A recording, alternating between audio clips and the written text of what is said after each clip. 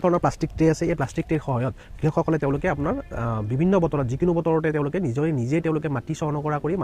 ধুনীয়াকৈ নাৰ্চাৰী এখন বনাব পাৰে আৰু সেই সিডলিংবোৰ যিকোনো আপোনাৰ পুলি পাব পুলিবোৰ যথেষ্ট পৰিমাণে কি শক্তিবান হ'ব আৰু শক্তিবান হোৱাৰ পিছত তেওঁলোকে যিখিনি যেনেকৈ ধৰণে তেওঁলোকে বিচাৰে সেই ধৰণে তেওঁলোকে স্বাস্থ্যৱান পুলি পোৱা যাব পাৰিব আৰু এই প্লাষ্টিক ট্ৰেখন চাওঁতে তেওঁলোকে এটা কৃষকসকলে দুটা কথা গুৰুত্ব দিব লাগে যে এই যিটো কণ আছে এই কণটোৰ কথা আছে যে কণটো দুটা আকাৰৰ কথা পোৱা যায় এটা হৈছে যে কণটোৰ আপোনাৰ তলৰ পিনে আপোনাৰ মানে কি ৰাউণ্ডৰ নিচিনা থাকে আৰু এটা কণ আছে আপোনাৰ দীঘলীয়া কণ পোৱা যায় আৰু এই যিটো ৰাউণ্ড টাইপৰ আপোনাৰ ঘূৰণীয়া যিটো কণ পোৱা যায় সেইখন ট্ৰেড কৰি আপোনাৰ দীঘলীয়া কণটো চিলেক্ট কৰিব লাগে অৰ্থাৎ দীঘলীয়া কণটো চিলেক্ট কৰিলে অৰ্থাৎ এখন ট্ৰেড প্ৰায় 104টা বা 102টাৰ তেনেকুৱা ধৰণৰ আপোনাৰ পুলি ৰুব পৰা এখন ট্ৰে পোৱা যায় আৰু এই দীঘলীয়া ট্ৰেখন দীঘলীয়া কণটো চিলেক্ট কৰিব এইকাৰণে লাগে যেতিয়া পুলিটো ভিতৰৰ পিনে সোমাই যাব পুলিৰ ভিতৰৰ পিনে সোমাই যোৱাৰ পিছত এই পুলিটোৰ শিপাবোৰ যিবোৰ ওলাব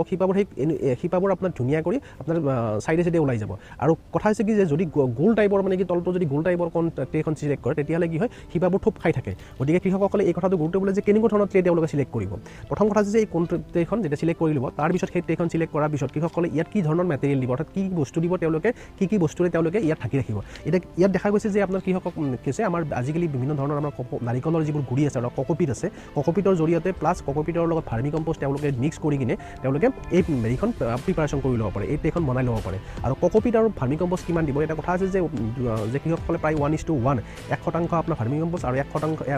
1% আপোনাৰ 1:1 আপোনাৰ কক'পিট দিব পাৰে আৰু কক'পিট দুই প্ৰকাৰৰ পোৱা যায় কক'পিট প্ৰথম প্ৰকাৰ হৈছে যে মানে কি এটা ব্ৰিক হিচাপে পোৱা যায় অৰ্থাৎ মানে ইটাৰ নিচিনা টুকুৰা কিছুমান পোৱা যায় আৰু এটা হৈছে যে কক'পিট লুজ হিচাপে অৰ্থাৎ মানে কি গুড়ি হিচাপে পোৱা যায় গতিকে কৃষকসকলে এই দুই প্ৰকাৰে কক'পিট তেওঁলোকে চিলেকশ্যন কৰিব পাৰে আৰু যদি ব্ৰিক হিচাপে তেওঁলোকে কক'পিটটো বিচাৰে লয় তেতিয়াহ'লে সেই ব্ৰিক হিচাপে কক'পিটটো কি কৰিব লাগিব তেখেতসকলে ভাঙি ধুনীয়াকৈ গুড়ি কৰি ল'ব লাগিব আৰু ভাঙি তেওঁলোকে ধুনীয়াকৈ গুড়ি কৰাৰ পিছত সেইখিনি ডিকম্প'জ কৰি ল'ব লাগিব আৰু ডিকম্প'জ কথাত মানে পচাই ল'ব লাগিব আৰু তেওঁলোকে লুজ হিচাপে যেতিয়া পাব লুজ হিচাপে পোৱাৰ পিছত তেওঁলোকে সেই কক'পিটখিনি মানে কি আপোনাৰ কোনো তাত গুড়ি কৰিব কথা নাই তাত ধুনীয়াকৈ মইচ কৰি পেলাই তাৰপিছত তেওঁলোকে আপোনাৰ ভাৰ্মি কম্পোষ্ট অলপ মিহলাই 1:1 মিহলাই তেওঁলোকে ইয়াত ট্ৰেড ধুনীয়াকৈ দিব পাৰে আৰু ট্ৰেড দিওঁতে এখন ট্ৰেড প্ৰায় আধা কেজিৰ পৰা 500 গ্ৰামৰ পৰা 600 গ্ৰাম আপোনাৰ কক'পিট প্লাছ ভাৰ্মি কম্পোষ্ট দিলেই হয় আৰু বেলেগ ক্ষেত্ৰত মানে কিছুমানে ক্ষেত্ৰত 3:1 হিচাপে অৰ্থাৎ কক'পিট 3 আৰু 1 আপোনাৰ ভাৰ্মি কম্পোষ্ট তেনেকুৱা ধৰণৰ বহুতে ব্যৱহাৰ কৰি আহি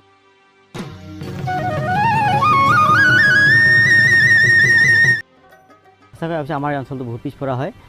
আৰু ইয়াতে কি হয় ইয়াতে আজি 3 বছৰ হ'ল মই এই নাৰ্চাৰীৰ কথাটো ভাবিবৰ কাৰণে সাধাৰণতে আমাৰ এই অঞ্চলৰ কি হয় মানুহবিলাক কবি খেতি কৰে মানে বিক্ৰীৰ কাৰণে হ'লেও নিজৰ পাচলিৰ কাৰণে খাবৰ কাৰণে কৰে কিন্তু কি হয় এটা সময়ত তেওঁলোকে বহুত দাম ধৰি মানে কি হয় পুলি কিনি আনিব হয় আৰু সময় নিদিয়ে সাধাৰণতে যিবিলাক বেপাৰীয়ে কৰে তেওঁলোকৰ নিজৰখিনি খেতি লগাৰ পিছতহে বিক্ৰী কৰে কিন্তু আমাৰ লেট হয় সেই ভাবিলোঁ যে মই এখন নাৰ্চাৰী কৰি দিওঁ সেই ভাবি ইয়াতে যিটো সাধাৰণতে চিটবিলাকৰ দামো বেছি হয় গতিকে মই ভাবিছোঁ যে পেকেটটো আনি ইয়াতে পুলিটো মই বিক্ৰী কৰোঁ অৰ্থাৎ পুলি বিক্ৰী কৰিছোঁ আজি 3 বছৰ কৰি আছোঁ ইয়াতে মই কেপচিকাম ভোট জলকীয়া কৰা হৈছে বেঙেনা অমিতা কবি সাধাৰণতে ওলকবি বন্ধাকবি ব্ৰকলি আটাইখিনি কৰা হৈছে সাধাৰণতে যিখিনি শাক পাচলি লাগে অঞ্চলত আৰু ইয়াৰ উপৰিও মই মানুহক শাক পাচলি লাই পালেং এইখিনিও সাধাৰণতে যোগান ধৰোঁ তেওঁলোকে যিহেতু দূৰলৈ যাবৰ কাৰণে দূৰ হয় বা মংগলবাৰ বাছি বজাৰ দূৰ হয় আমাৰ ইয়াৰ পৰা তেনেকৈ দিয়া হৈছে আৰু এনেকৈ এইখিনি কৰা হৈছে আৰু এই ক্ষেত্ৰত প্ৰশিক্ষণ লৈছিলোঁ মই আমাৰ জৰিয়তে জিলা কৃষি বিভাগৰ জৰিয়তে মই বিভিন্ন প্ৰশিক্ষণ লৈছিলোঁ নাৰ্চাৰীৰ ক্ষেত্ৰত প্ৰশিক্ষণ লৈ ইয়াত কেনেকৈ কি কৰিব চিট বেড কেনেকৈ প্ৰিপেয়াৰ কৰিব লাগে আটাইখিনি কৰি হৈছে যাতে মই এইবাৰ বেড বনাইছোঁ এইবাৰ নতুন এটা মই ইয়াতে নিজৰ ভাবিছোঁ যে সাধাৰণতে মাটিত যদি আমি বেডটো বনাওঁ তাতে পুলি বহুত কিছুমান ডেম হৈ যায়